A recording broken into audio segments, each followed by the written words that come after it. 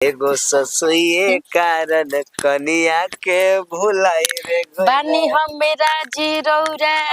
Tension Bakaji अभिले मिजाज राउर बनल नइखे हमरा दामाद जी के मूड अभी बनल नइखे। चलो एबार दामाद जी आवत तड़न, पहले दामाद जी के सोच के सवर के देखा ली, ओकरा बाद हम अपन लड़की के भले बियाह कैले हैं, लेकिन जब हमार दामाद जी हमारा के पसंद कैनी नु, वो हमारा पे आँख मरनी, हम वहाँ पर मरनी, जब देखे नहीं जनू तो एक दूसरे ही के हमारे पसंद हो गई जाए। वहाँ का ठीक कहनी के देखी भले और बेटी बियाह करके अपना घर में लेके गोइल बनी, लेकिन हमार प्यार आ दिलदार आ यार सब रहुए बनी। सही के सच्चा मन से हमरा से पाहुन प्यार करी ना एकदम से। दामाद जी के कोनो चीज कहीं के नहीं, आज तो लाली लिपस्टिक लगा कर अपन बेटी वाला सुंदर लागो আহিए बते पर लिपस्टिक लगा दी। सुलुलुलुलु। अरे दामाद जी आ गुनी माने ओ माने हमार बैठ बैठ बैठ हमार सास जानू बोलई है आ दामाद जानू नहीं है। आए आए कौन कलर लिपस्टिक लगाई बताई रावा? Maroon colour. मैरून कलर पसंद है, ये से देखो नहीं लगा। अरे गोईठा में चिपरी देवरा पाथता हो, दामादा सास के चासता। बाकी पूछी कहीं लिपस्टिक लगाई ले तो ला लगी साला भाटा में से नेउ झाकता। देख द और एक बात कही, मम्मी जी कही जान जी कही बता पहले जान जान ये जान जब लिपस्टिक धाजन बानू लागला कि लक्ष्मी के लिपस्टिक। लकमी के हाँ। अरे जब लगावे लू तू लिपस्टिक हिलेला बक्सर डिस्ट्रिक्ट जिला टॉप लागेलू कमरिया आहा कमरिया आहा कमरिया करे लाली लाली टॉप लागेलू। एक बात कही आए बाकी देखी लिपस्टिक गलती जे इहा बा कि साला हम बड़ा अफसोस करने कि माला डाले के सास में तब माला डाला गल मेहरारू में बुझा गेलो गलती हो गई ना। हां तभी जब हम अपने मेहर में जयमाला डालत रही तो वो कनखी मरली नो जयमाले पसे हमरा पसंद आ गली। अब समझली कि सपना के रानी जो भी बानी रौरा रौरे बानी। हम चढ़ल जवानी अब कैसे बुताई अब रख ले लीना दिया में। हम चढ़ल जवानी अब कैसे बुताई अब हम रख ले लीना गोदिया में गोदिया में हमके धल पिया जैसे मन करी। हम देखनी कि लिखल है ग्रंथ में लिखल बा कि सास ले अगर जे प्यार हो गई तो 10 बरिस जिंदगी लंबा हो गई। कब मरबे ना कब कतना रोग बेयार ही ना मरबो जब तक ले ऊपर वाला चाहिए। सुने हमार प्यार में कुछ कमी ना होके के चाहिए। कमी हम कहा कोले बानी है ऐसा कोनो समय भी आ जाए नु तो हम बेटी या टाटी या पतो के सामने भी कह सकतानी कि भाई हमारा दामाद जी से प्यार बा। हम उहे बतिया कह तोहनी के जवन को मन करी तमन कहस तोर नया बाप बनाइम। हां एक मिनट रौरा कहनी देखी के शरीर बुढ़ाला मन ना बुढ़ाला कहीं झूठ बोला तनी हम गिरो मारेला। अभी हम बूढ़ बनी, हम अपन लड़किया के साथे टोला में लेके चली ना नु त हमर लड़किया के कहले सके बहिन ऐसे तू ना महतारी बेटी आ जौन हमर बड़ा की पतोहिया बिया मोटा की ओकरा के कहले सकू त तार माही लागेले तब का करब बताओ तो हैं। रौरे चलते हम जानी कि अपने मेहरारू सब सुहाग अपना मनाई कि हम जो भी ठीक कहनी जो भी सुहाग मनाई तो सासे जन मनाई। गौरी बात अभी तक साल में शादी के लिए हो गए लो मार के जे बोले ला करे जाऊ कि जिया में उतर जाला काजी ई क्या करते सब मम्मी देख ले खेती कइला से जरूरी नहीं है कि माने हम चीनी 30 रुपए किलो, चीनी 30 रुपए किलो, आलू 40 रुपए किलो। हाँ आता ना महंगा बाटे। हाँ वो कहत रहे बेलगरामी बनावे के मतलब कई बेले के सिखावत रहन हे तरीका के ना बुचिया मंगले बिया हो जा खाए के बेले के सिखावत रहन हे तरीके के बेले के सिखावत रहन ना कहतन के और बुचिया बेलगरामी मंगले बिया खाए के होते होते तो कहने के ना होई तो हलुइया के घर ही बना बोला के चिनिया के पैसे रे सुनवावत रही पाहुन भाभी जी अरे चिनिया कैसे रहल जी का के भाव बताओ रही जी चीनी के आलू के अरे रे का है आलू के धंधा कर लगनी का ये महाराज ये तरीका कइले रही है ये तरीका हमार देवता तुल्य महतारी बाड़ी, दुर्गा ये बाड़ी, काली ये बाड़ी, सरस्वती ये बाड़ी। आए हम नाजायज काम कर सकी ना, नाजायज बोल सकी ना जी मम्मी जी ना जी कसम खा के कहीं तो मम्मी जी बाबूजी की कसम खा के कहीं तक कुछ ना कोना ते बुढ़ावा के कसम खात नहीं खी क्या कहलै क्या कहला माने हमने हम अखिया अनहर बा के हम हक्कल खाने के हमर बुद्धि नहीं थे माने तू ना कइले रहन है तरी त का बोल दामाद बेटा बाटल बाड़ो सरे हैं रुकिए अरे जा चुतिया दूसरा का बनाई हो महतारी बिया छोट हिती से लेकर हतहन तक ले गाय धोवत धोवत बहन कर देवेले, दूध पियावत पियावत बहन कर देवेले। बताओ तुम लाजे ना महतारी को हम कहनी कि माई तू हमार हौ, आए हमरा के चुमा कर चाहे हमरा के बबुआ कह चाहे हमरा के बेटा कह त का लाजबा तू तो हमर भाईया दाखिल बड़ा त हमरो से कहब आ कह दे अमृत के धार के हु कतनो पियाई एगो माई माई के मेहर अब एक बात कम से कम अपन बेटिया के अपन जन्म आवल भाई किराया पर से कानी लुके उठा के ले तनी ए मां बहुत फास्ट बोलता है जान जाई का बोलता है किराया पर से उठा के ले बनी नीलू के सास दामाद के रिश्ता करो गंदा करता है महाराज। हां एकदम कचरा क के धरत है कचरा क के हां लाज नहीं लगा जी लाज तो प्याज में होला तू त चुपे रह ठीक ना पाहुन हला त पाहुन ले करा जा ना जा जल्दी से कुछ भाई अरे अपना काम बनता धीरे धीरे जान जा हम चाहत नहीं कि कब तक ले चुपका रह कब तक ले चुपका रह हम जी चल के मंदिर में बियाह कर लिया कोर्ट में रे जो ए सास जान हां जी लेकिन हमर नीलुआ रोआ के पापा कहे लगी नु ना का पापा हो जाए ये कहाला एक नाता में मरद एक नाता में पापा ये काला समय के परिवर्तन, समय जब परिवर्तन कर लगी त आदमी के भविष्य आदमी के चेहरा सब बदल जाए बाहरी घूमे जाए अभी माहौल घर में के गरम हो गया काहे से कि छोटा पैकेट जान गुल बेटे और धमाल करी आ जाने घर में ठीक बा जब जाई जाई छोटा पैकेट हुआ तो हम स्टेबलाइजर है चट्टे से पिन मार दे बंद हो जी गैस से ना बिगी सही कहतन जे तले सजा तनी सोरा तनी रात्रि 12 बजे उहे पलंग पर लिपस्टिक पाउडर लगा के इंतजार करे के बा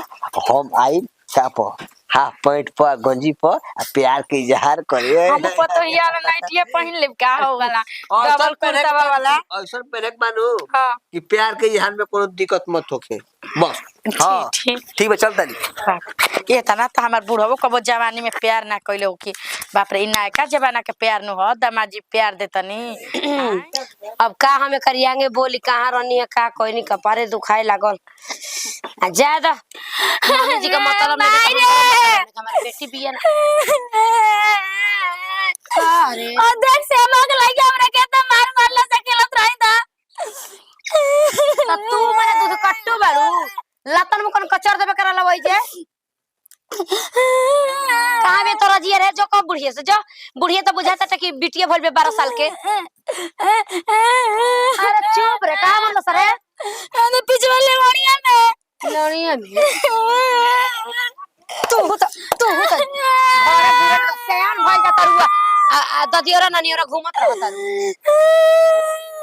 चुप रह के तू छे छड़ी कहीं के छे छड़ी के कहत नहीं कि तनी झाड़ू लगावे के आ तनी बर्तन एक दुगो धोवे के सीख जहन बता रहा तब माई के फोन करियन माई जी तो तब ना बताई दादी रे दादी तो सुन लेता दादी के तैयारी दादी जवानी उछाल मारता दादी अपना में बिया जो कहां बड़ी बुढ़िया जका तक कौन करत जो दादी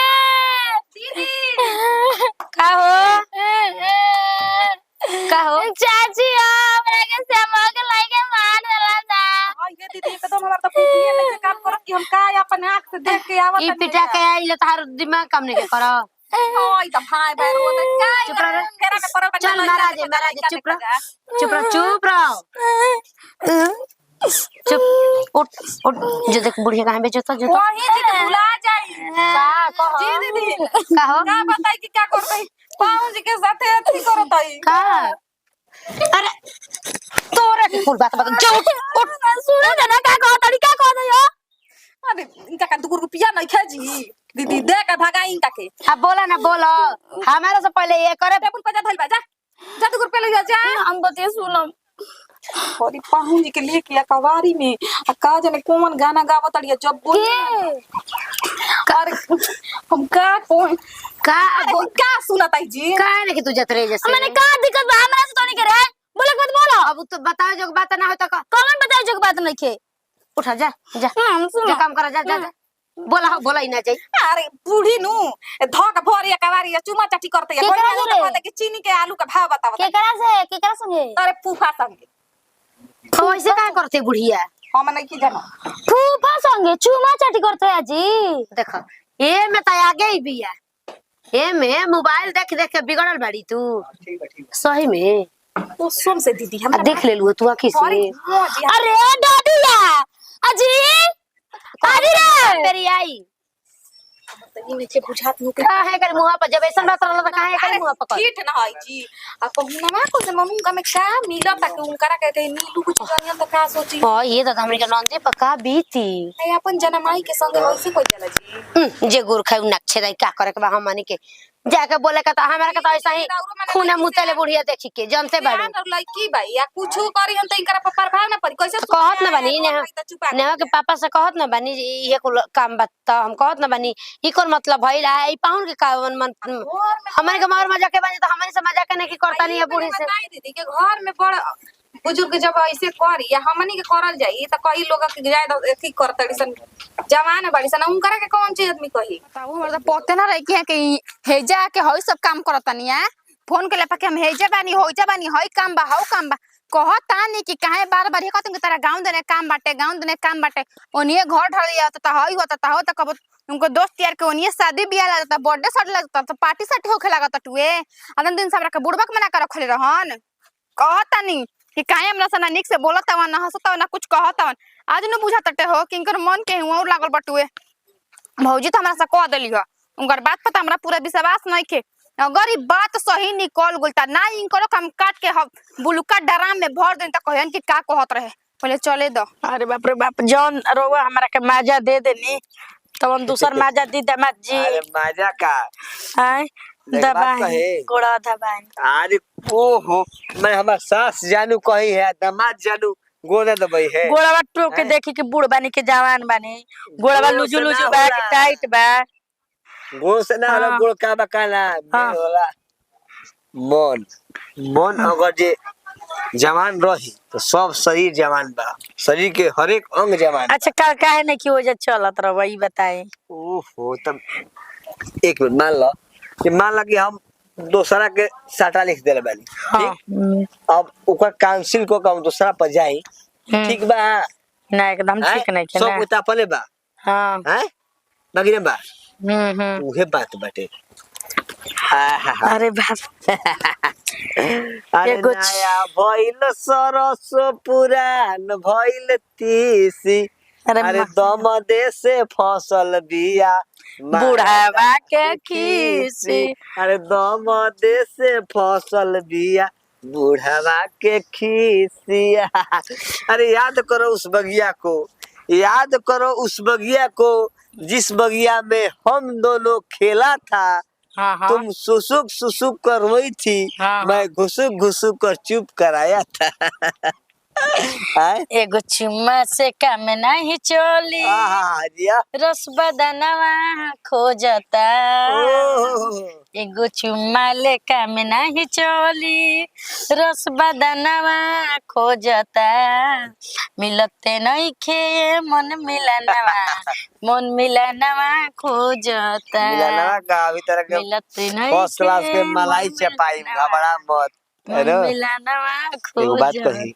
हमसे एगो ई बात बताओ कब तक हमें के चुप चुप के प्यार चली हैं कब तक ले ये तो हम सोचता नु कि कहिया डिठार करे सुनो सवतिया के कहिया जा रहा है। हम देखी हम दे दे चुप चुप के जब तक ले बानी छुप छुप नो एक बात सुने पहले छुप छुप के हम प्यार करत है नु जब तक ले बानी तब तक ले डायरेक्ट शादी क के रउआ के देखाई खुलियाम देखाई ओहो आ जौना के घोसड़िन के रोके के होई छिनरी सबके रोक के देखै से जब बियाह कले कोर्ट मैरिज त रोक के का करियो स जी एगो बात सुन एगो बात जाए पिया जवानी हमार झुराई रे गोइलो ना एगो ससुए कारण कनिया के भुलाई रे गोइलो ना एगो ससुए कारण कनिया के भुलाई रे गोइलो बानी हम मेरा जी रौरा टेंशन बकाजी अभिले मिजाज राउर बनल नइखे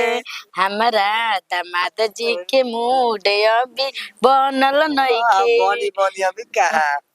मंगोर हाथ जवान हम माजा दे देम तो हमार बेटी का दीजिए सुखाइल बिया ओहो मेहरारू की का बात करते हैं और मेहरारू तो लगता है कि दोहना सितुआ कोकड़ा ही है चुटी क्या काटता नहीं ओ पे मजाक बेबी चुटी का सोया डबल बेड के पलंग बनावा काजी तुम चुटी क्यों काटती कहां हम चुटी काटो तनी ये धरती तो तू चुटी काटती हां तक हम नहीं बात करेंगे जा अबे हम ना कटनी है जी तो क्या काटता काय ई के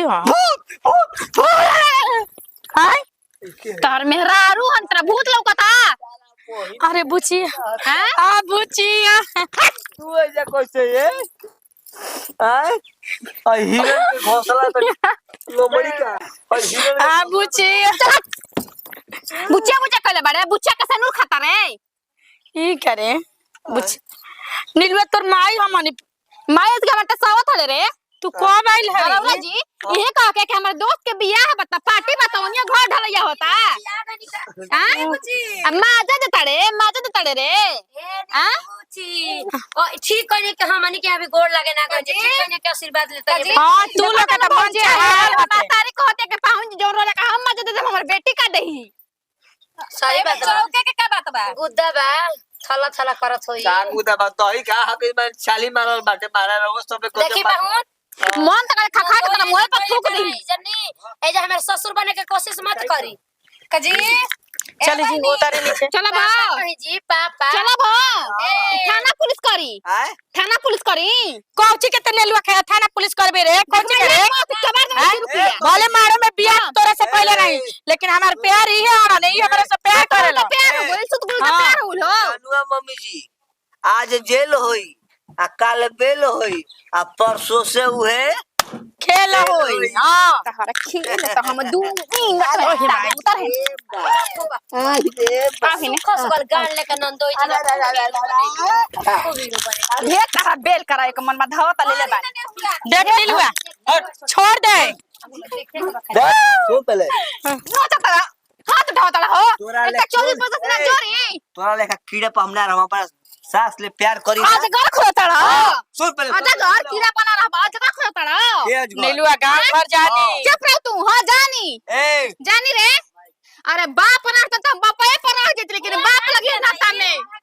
गोला दिखुआ चुप रह नेहा का पापा का होला भाई चला बा किला आइए भाई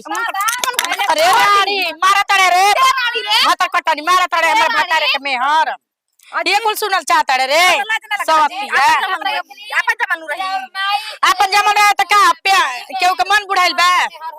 देखा तला ना भैया माई हमरा मरद के रख ले बिया चुप रह दोनों आदमी रहल जाई अरे तहनी जो तक चुप रह तो लाज लगता रे भाई के सामने का कहत रे लगत रे आ भाई के सामने तू का करत अड़ू जिला के वाला में तो नहीं खेलब का तो समझदार में की सारा हो 3 दिन तू हर त समझदार 3 बात तो समझदार समझदार सुनो ना तारे बहन के 4 दिन हम राखी बोला हां तारे बहनिए के 4 दिन हम राखी तारे माइयो के कहीं रखी कटाइल हाथ चूड़ी से औता भाई आइए भाई पसेरे करके बानी लाज के लागल अरे बिरिंदरा तू छोड़ ताले देखा तारू कि ना ते ना मनबे बिरेंद्र करती है आज ओ बाप ते का देखले अरे का देखले हाय ये देखल हन हाय ये दुगो सारा सर तो नहीं ओके भाई अरे मुआ आई आई आई आई आई वटा मा जी आई वटा दा आइयो दादा लहाग देनी हो आई हो दादा हक ए दे तो सब सुन लो हम इंसान के पास एक जलक बच्चा ना है तू जानवर है कहां झूठे इंसान के कहता रे हम सास से प्यार करना और सास के मांग में से हम डालब एकला के ना खोला रे बा लुलुलु चलो आज के बाद आज वो हमनी के घर में गोलिए गोलिए काटा कहता नहीं भैया कि हम कोना बेटा वाले के भाग जाई सूट से बहुत हमारे हाथ से होता रहा तक बता दे तोर बदल हम ले तोर सास को ना दोनों के ले आके घर पहले के में बारे में नहीं सोचता नहीं आई लड़ दिया पता सर ये बात एकर सास को ना दोनों के घर में ले आके रख सुनी ना जी तू चुप रहा हम नीलू बुच्ची का रख ली हमरा के कहीं ना कि तू मोट बाड़ी नीलू बुच्ची ठीक बनी पत्थर बनी कोर में समा दे ढेर में ले लेता हां नहीं मजा लिया ना चला ले अब हमें को ले गया